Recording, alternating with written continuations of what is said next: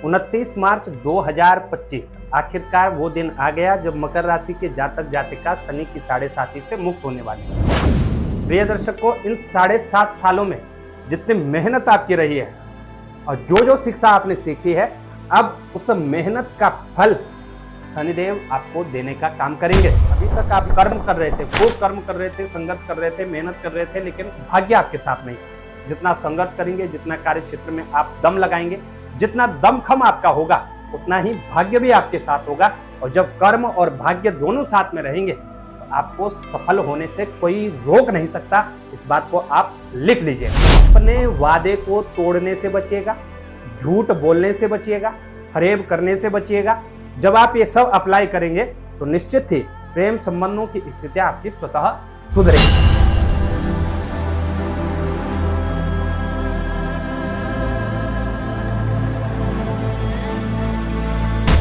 दर्शकों नमस्कार, बहुत बहुत स्वागत है आपका। आप देख रहे हैं ज्योतिष का विशेष कार्यक्रम में आचार्य पंकज शास्त्री। ज्योतिष के विशेष कार्यक्रम में आज हम चर्चा करने वाले हैं शनिदेव के राशि परिवर्तन को लेकर के। 29 मार्च 2025 को शनिदेव लगभग 2.5 साल के बाद अपनी राशि में परिवर्तन करने जा रहे हैं। शनिदेव अपनी मूल त्रिकोण राशि कुंभ राशि को छोड़ करके मीन राशि में प्रवेश करेंगे। प्रिय दर्शकों, जब भी शनिदेव राशि परिवर्तन करते हैं तो 12 की 12 राशियों को प्रभावित करने का काम करते हैं। आज हम जिस राशि की चर्चा करेंगे वो है मकर राशि। मकर राशि के जातक जातिकाओं पर शनिदेव का इस परिवर्तन का क्या प्रभाव पड़ने वाला है, क्या कुछ आपके जीवन में बदलने वाला है, कौन से परिवर्तनों के लिए आपको पहले से ही तैयार रहना होगा। शनिदेव का ये परिवर्तन कहीं ना कहीं आपके लिए कल्याणकारी रहेगा। वो कैसे, वो भी आगे हम चर्चा करेंगे। तो चलिए दोस्तों शुरू करते हैं। मकर राशि के जातक जातिकाओं की बात करें तो मकर राशि के जातक जातिकाओं के लिए अब बहुत अच्छी स्थिति है। अब मकर राशि के जातक जातिका 7.5 साल बाद शनिदेव के साये से, शनिदेव के 7.5 से मुक्त होने वाले हैं। प्रिय दर्शकों, मकर राशि के आप जातक जातिका हो, शनिदेव लगभग 70% आपको लाभ पहुंचाने का काम करेंगे। इस राशि परिवर्तन के पश्चात कुछ मामलों में आपको सतर्क सावधान भी रहना होगा। जहां पर शनिदेव कारक नहीं होते हैं, अगर वहां शनिदेव की दृष्टि है तो उन सब क्षेत्रों में आपको कुछ दिक्कतें देखने को भी मिल सकती हैं। इसलिए यह भी भ्रम मत पालिएगा कि अब 7.5 से मुक्त हो गए तो सब कुछ हमारे लिए सब अच्छा ही होने वाला है। जीवन चलायमान है, एक राजयोग बनता है तो कहीं ना कहीं कुछ दोष भी बनता है। कहीं पर कोई दोष बनता है तो कहीं ना कहीं कोई राजयोग भी निर्माण होता है, जिससे बैलेंस बना रहता है। तो कोई और बात का आपको ध्यान रखना होगा। शनिदेव अब आपके लिए अच्छी स्थिति लेकर के आने वाले हैं, लेकिन जन्म पत्रिका में यदि ग्रहों की स्थिति या किसी क्रूर ग्रह की या किसी नीच ग्रह की महादशा अंतरदशा चल रही है तो इस परिवर्तन से बहुत कुछ आपके जीवन में नहीं बदलेगा। उस ग्रह का प्रभाव भी आपके साथ रहेगा। गोचर की बात करें तो मकर राशि के जातक जातिकाओं के लिए शनिदेव जो है अब तीसरे हाउस में आकर के स्थित होंगे, मीन राशि में स्थित होंगे। मीन राशि शनिदेव की सम राशि है।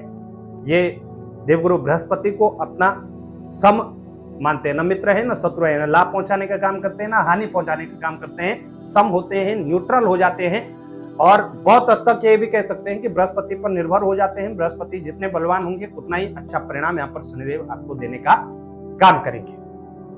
अब तीसरे भाव में जब शनिदेव स्थित होंगे तो राशि परिवर्तन करते ही एक तो शनिदेव का जो पाया है वो बदल जाएगा।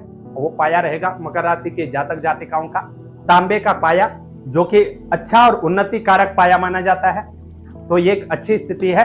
तीसरे भाव में शनिदेव स्थित होंगे तो तीसरे भाव से क्या क्या विचार करते हैं प्रिय दर्शकों। तीसरा भाव जन्म पत्रिका का आपके पराक्रम को दर्शाता है, आपके साहस को दर्शाता है, आपकी उन्नति को दर्शाता है।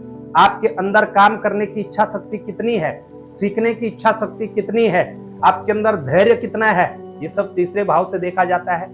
आपके छोटे भाई बहनों से कैसी बनती है, छोटे भाई बहनों का आप कितना ख्याल रखते हैं, कहीं उनका हक तो नहीं मारते, इसका विचार भी तीसरे भाव से ही किया जाता है। इसके अलावा छोटी छोटी होने वाली सुखद यात्राएं, धार्मिक यात्राएं, ये तीसरे हाउस से देखा जाता है। आपके शारीरिक अंगों में आपका कान, गला, हाथ, पैर इत्यादि का जो विचार किया जाता है तीसरे हाउस से किया जाता है। आप अच्छे शासक हैं, राजनीति के क्षेत्र से जुड़े हुए हैं, दूसरों पर शासन कर रहे हैं, तो कितना आपका शासन अच्छा है, इसका विचार भी जो है तीसरे हाउस से ही किया जाएगा। जातक जातिका के जीवन में खेलकूद का विचार तीसरे भाव से किया जाता है। आप में कितना गुस्सा है, कितना अग्रेशन है, कितने अग्रेसिव होकर आप काम करते हैं, या कहां पर अग्रेशन दिखाना चाहिए, कहां नहीं दिखाना चाहिए, इसका विचार भी जो है तीसरे हाउस से ही किया जाता है। तो इतने सारे कारक तो तीसरे भाव के पास हैं। तीसरा भाव वैसे तो मंगल का भाव होता है, ये स्वयं मंगल का अपना हाउस है।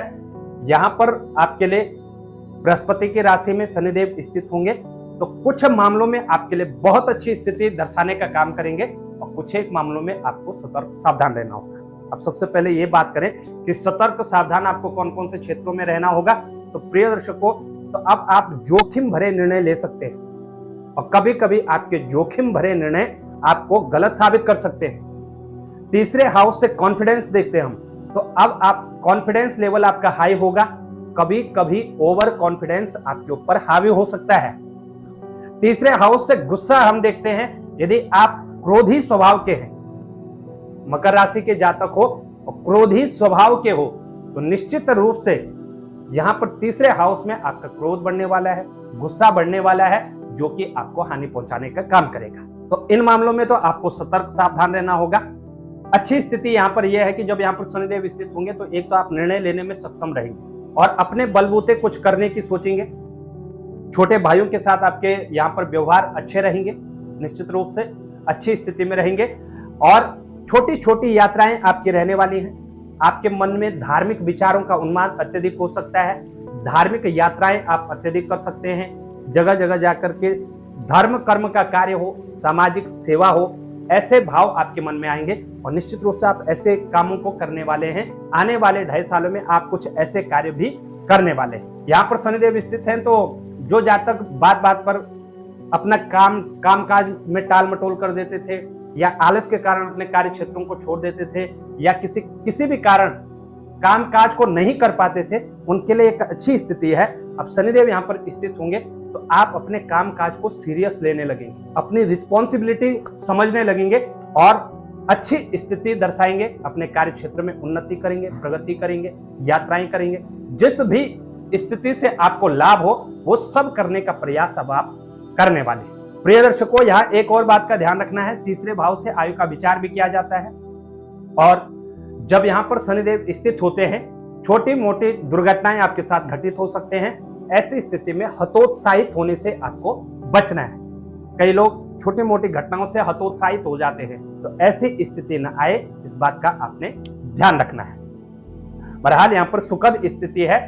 मकर राशि के जातक जातिकाओं के जीवन में बहुत कुछ परिवर्तन यहाँ पर आने वाले हैं। कामकाज में आपके परिवर्तन देखने को मिलेंगे, नौकरी के क्षेत्र में आपको परिवर्तन देखने को मिलेगा और जो परिवर्तन के लिए तैयार हैं उनको बहुत अच्छा लाभ भी देखने को मिलेगा।